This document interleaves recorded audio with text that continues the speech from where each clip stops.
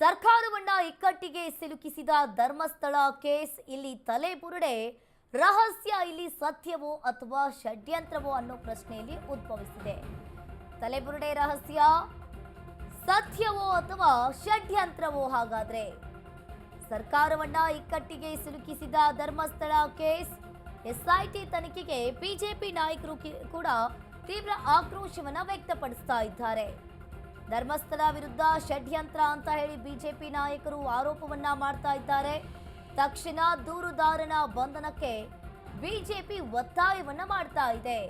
ಹೀಗಾಗಿ ಸದನದಲ್ಲಿ ಧರ್ಮಸ್ಥಳ ವಿಚಾರಕ್ಕೆ ಜಟಾಪಟಿ ಶುರುವಾಗುತ್ತೆ. ಕೆಲವೇ ಹೊತ್ತಲ್ಲಿ ಎಸ್ಐಟಿ ಬಗ್ಗೆ ಈಗಾಗಲೇ ತಕ್ಷಣ ದೂರುದಾರನ ಬಂಧನಕ್ಕೆ ಬಿಜೆಪಿಯು ಕೂಡ ಒತ್ತಾಯ ಕೇಳಿ ಬರ್ತಾ ಇರುವಂತದ್ದು. ತಲೆಬುರುಡೆ ರಹಸ್ಯ ಇಲ್ಲಿ ನಿಜಾನ ಅಥವಾ ಷಡ್ಯಂತ್ರ ಅನ್ನೋ ಪ್ರಶ್ನೆ ಉದ್ಭವಿಸಿದೆ. ಇನ್ನು ಒಂದ್ ಕಡೆ ಡಿ.ಕೆ. ಶಿವಕುಮಾರ್ ಅವರು ಕೂಡ ಹೇಳ್ತಾ ಇರುವಂತದ್ದು ಇದು ಷಡ್ಯಂತ್ರ ಅಂತ. ಧರ್ಮಸ್ಥಳ ವಿಚಾರದಲ್ಲಿ ದೊಡ್ಡ ಷಡ್ಯಂತ್ರವೇ ನಡೆದಿದೆ. ಇದನ್ನ ಯಾರು ಮಾಡಿದ್ದಾರೆ ಅಂತ ನಾನು ಹೇಳೋದಿಲ್ಲ. ಆಡಳಿತ ಮಂಡಳಿ ಮೇಲೆ ಕಪ್ಪು ಚುಕ್ಕೆ ತರಲು ವ್ಯವಸ್ಥಿತವಾಗಿ ಇಲ್ಲಿ ಷಡ್ಯಂತ್ರವನ್ನ ರೂಪಿಸಲಾಗಿದೆ ಅಂತ ಒಂದ್ ಕಡೆ ಡಿ.ಕೆ. ಶಿವಕುಮಾರ್ ಅವರು ಹೇಳ್ತಾ ಇದ್ರು. ಇನ್ನು ಇನ್ನೊಂದ್ ಕಡೆ ಇಲ್ಲಿ ಧರ್ಮಸ್ಥಳ ಪ್ರಕರಣದಲ್ಲಿ ಸರ್ಕಾರದ ನಿಲುವು ಏನು? ಹಾಗಾದ್ರೆ ಇವತ್ತು ಸದನದಲ್ಲಿ ಧರ್ಮಸ್ಥಳ ವಿಚಾರಕ್ಕೆ ಸಂಬಂಧಪಟ್ಟಂತೆ ಚರ್ಚೆಯಾಗುತ್ತಾ? ಹಾಗಾದ್ರೆ ಇನ್ನು ಒಂದ್ ಕಡೆ ಧರ್ಮಸ್ಥಳದಲ್ಲಿ ಅಸ್ಥಿ ಪಂಜರಕ್ಕಾಗಿ ಹುಡುಕಾಟವನ್ನ ನಡೆಸ್ತಾ ಇದ್ದಾರೆ. 17 ದಿನಗಳ ಕಾಲ ಎಸ್ಐಟಿ ಟೀಮ್ನವರು ಕೂಡ ಧರ್ಮಸ್ಥಳದಲ್ಲಿ ಬೀಡು ಬಿಟ್ಟಿದ್ರು.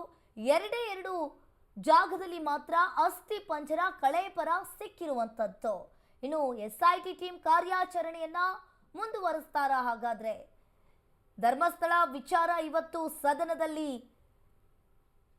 ಜಟಾಪಟಿ ಶುರುವಾಗುತ್ತಾ? ಹಾಗಾದ್ರೆ ಧರ್ಮಸ್ಥಳ ಪ್ರಕರಣದಲ್ಲಿ ಸರ್ಕಾರದ ನಿಲುವು ಏನು? ಹಾಗಾದ್ರೆ ಇನ್ನು ವಿಧಾನಸಭೆಯಲ್ಲಿ ಧರ್ಮಸ್ಥಳದ ಕುರಿತ ಚರ್ಚೆಯಲ್ಲಿ ಮಧ್ಯ ಪ್ರವೇಶಿಸಿ ಮಾತನಾಡಿದ್ರು. ಈ ವಿಷಯವನ್ನ ರಾಜಕೀಯಕ್ಕೆ ತಿರುಗಿಸಬೇಡಿ, ಕಾಂಗ್ರೆಸ್ ಪಕ್ಷ ಮತ್ತು ನಮ್ಮ ಹೈಕಮಾಂಡ್ ಅನ್ನ ಎಳಿಬೇಡಿ ಅಂತ ಹೇಳಿ ಒಂದ್ ಕಡೆ ಡಿ.ಕೆ. ಶಿವಕುಮಾರ್ ಅವರು ಹೇಳಿರುವಂತದ್ದು. ನಾಡಿನ ಲಕ್ಷಾಂತರ ಭಕ್ತಾದಿಗಳು ಈ ಕ್ಷೇತ್ರವನ್ನ ನಂಬಿದ್ದಾರೆ.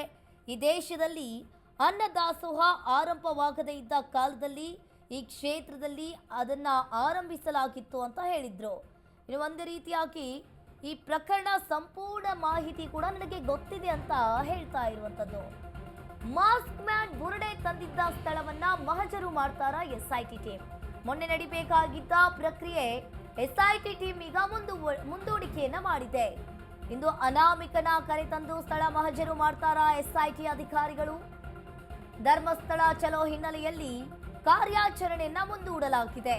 ಹೀಗಾಗಿ ಇಂದು ಬುರುಡೆ ತಂದಿದ್ದ ಮಹಜರು ಆಗುವ ಸಾಧ್ಯತೆ ಇದೆ.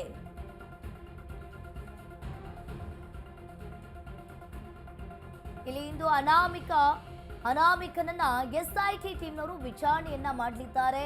ಕುತೂಹಲಕ್ಕೆ ಕಾರಣವಾದ ಎಸ್ಐಟಿ ನಡೆ. ಇನ್ನು ಎಸ್ಐಟಿ ಟೀಮ್ನವರು ಕೂಡ 17 ದಿನಗಳ ಕಾಲ ಬೀಡು ಬಿಟ್ಟಿದ್ರು ಧರ್ಮಸ್ಥಳದಲ್ಲಿ.